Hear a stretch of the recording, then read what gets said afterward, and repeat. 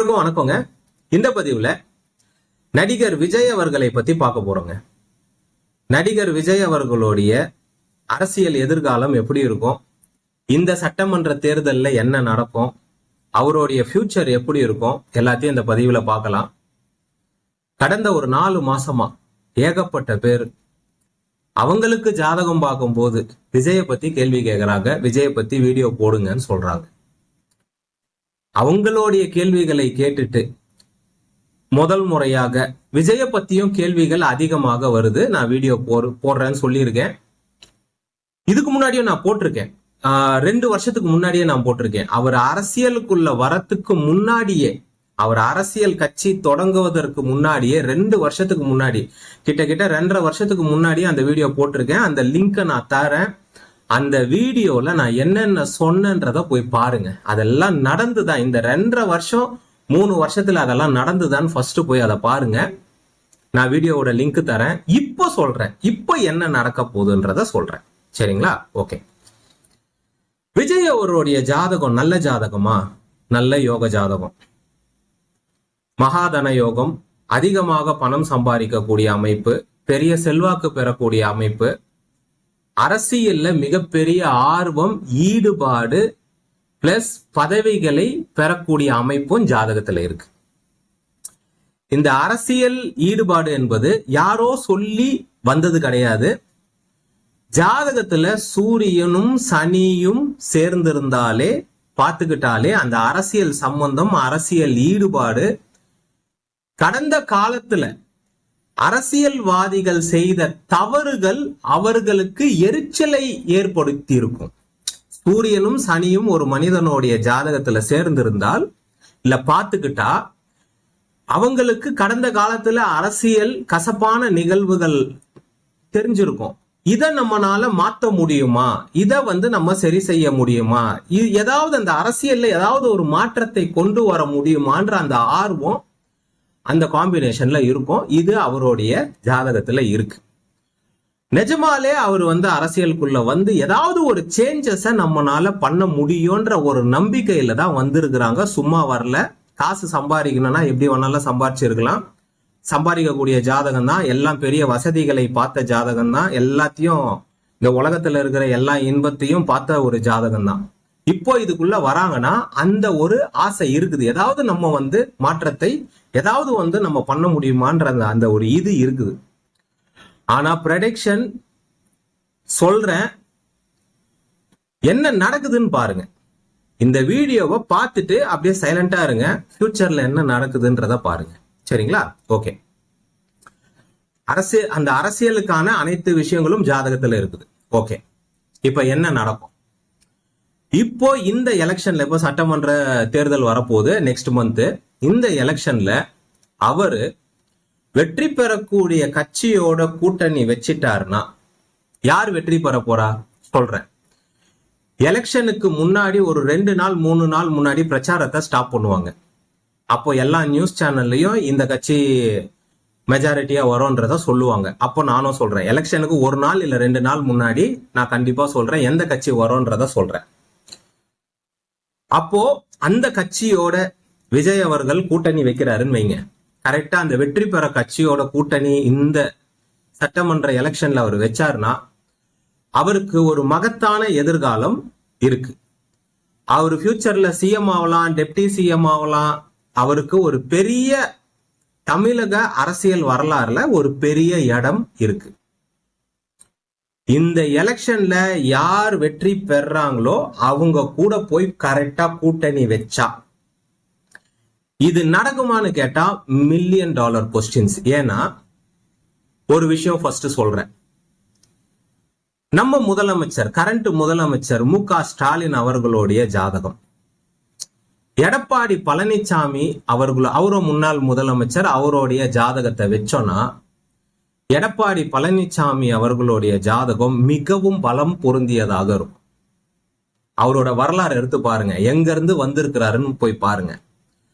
எடப்பாடி பழனிசாமி அவர்கள் சிஎம் ஆவாரான்னு ஒரு 10 வருஷத்துக்கு முன்னாடி யாராச்சும் கேட்டிருந்தாங்கன்னா தமிழ்நாட்டுல யாருமே சொல்லியிருக்க மாட்டாங்க.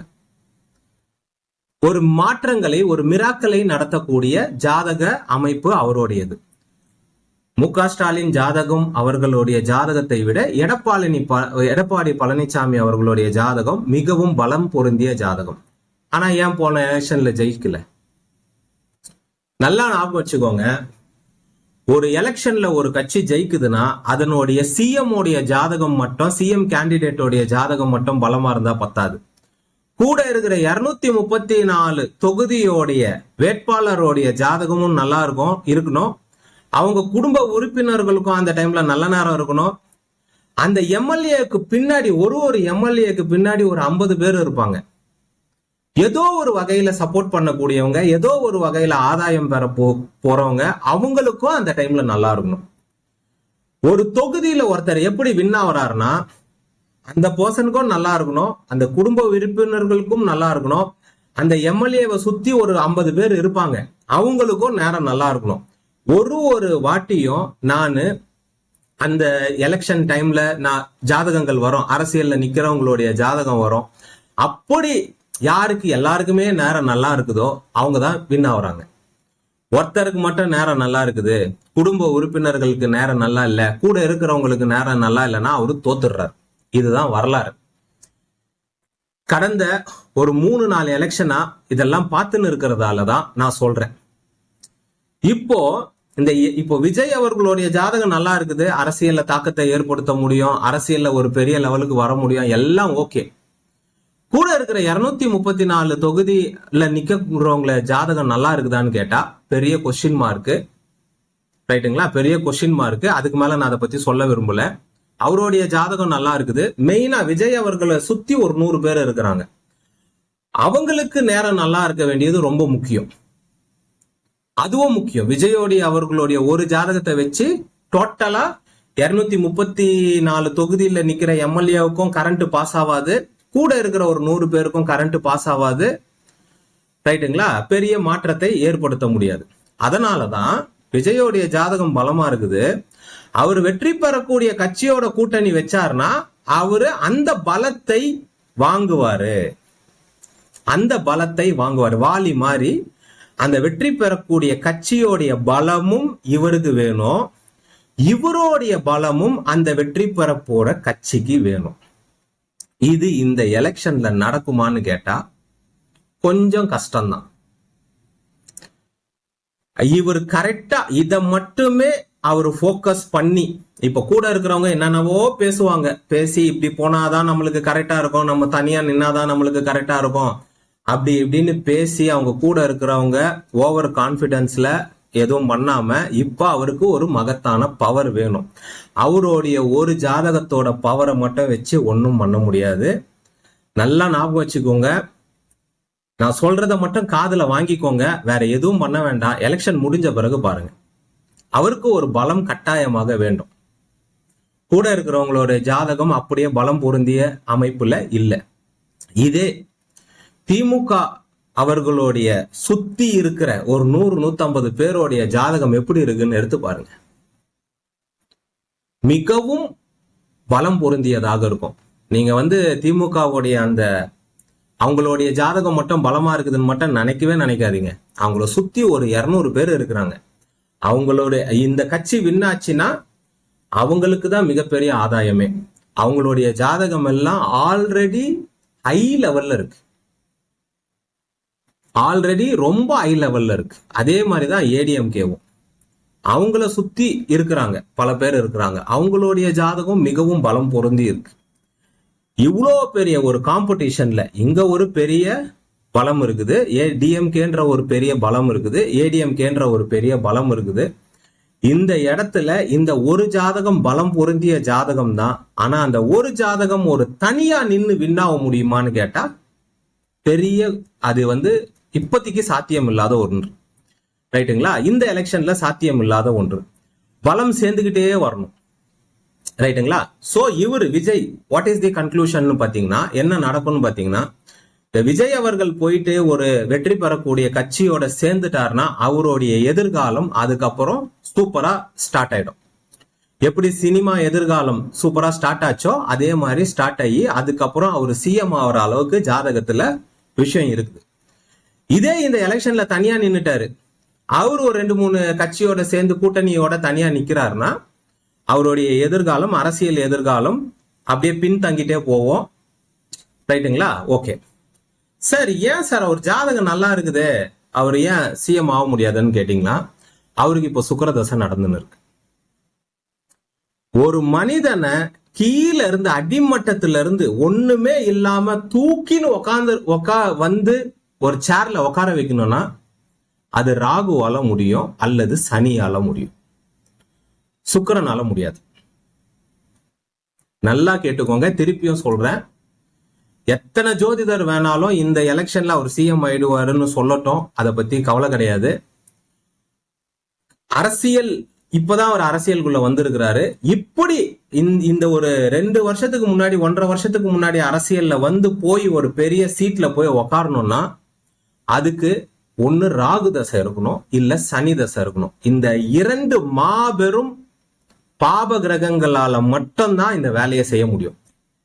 எந்த ஒரு சுப கிரகத்தாலையும் காசை கொடுக்க முடியும், வசதியை கொடுக்க முடியும், செல்வாக்கை கொடுக்க முடியும், அதிகாரத்தை கொடுக்க முடியும், செக்யூரிட்டியை கொடுக்க முடியும், பாதுகாப்பை கொடுக்க முடியும், முன்னாடி 10 கார் பின்னாடி 10 கார் கொடுக்க முடியும். ஆனா பதவின்ற ஒரு விஷயத்த கொடுக்க முடியாது. இப்போ அவருக்கு சுக்கிரதசை தான் போயின்னு இருக்கு. ஜாதகம் எவ்வளவுதான் நல்லா இருக்கட்டும், சுக்கிரதசை தான் போயின்னு இருக்கு. அது காசை கொடுக்குமே தவிர, செல்வாக்கை கொடுக்குமே தவிர, தூக்கி உக்காந்துன்னு ஒரு பெரிய பதவியை கொடுக்காது. இப்போ அவரு ஒரு கூட்டணி, அவருக்கு ஒரு பலம் பொருந்திய ஒரு கூட்டணி தேவை, அதுவும் வின்னாவர ஒரு கட்சியா இருக்கணும். அப்போ அந்த கட்சியில இந்த எலெக்ஷன்லயே அவருக்கு ஒரு பெரிய ஒரு பவரான ஒரு பொசிஷன் கிடைக்கும். அடுத்த எலெக்ஷன்ல அந்த பவரை வச்சு அவரு டெவலப் ஆயிப்பார். புரியுதுங்களா? ஃபர்ஸ்ட் நான் என்ன சொல்ல வரேன்னா, ஃபர்ஸ்ட் நீ பணக்காரனாவு, அதுக்கப்புறம் கார் பங்களாலாம் வாங்கலாம்னு நான் சொல்றேன். புரியுதுங்களா?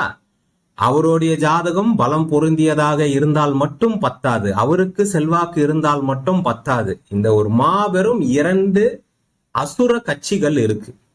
இந்த கட்சி கீழே 2 கட்சி கீழே ஒரு பெரிய வேர் இருக்கு, அது ஒரு பெரிய ஆலமரம். அந்த ஆலமரத்தை இப்ப புதுசா வந்திருக்கிற இந்த ஜாதகம் உடைக்க முடியாது. இதுதான் கான்செப்ட். புரியுதுங்களா? சோ இவரு அந்த 2 ஆலமரத்துல ஏதாவது ஒரு வெற்றி பெறும், அது நான் சொல்றேன். அது இப்பவே தெரியுது, நான் சொல்றேன். எலெக்ஷனுக்கு 1 நாள் 2 நாள் முன்னாடி சொல்றேன். அந்த கட்சியோட போகும்போது இவருடைய பலம் பல மடங்காயிடும். அதுக்கப்புறம் ஒரு பிரகாசமான எதிர்காலம் இருக்கு. தனியா மட்டும் நின்னார்னா, தனியா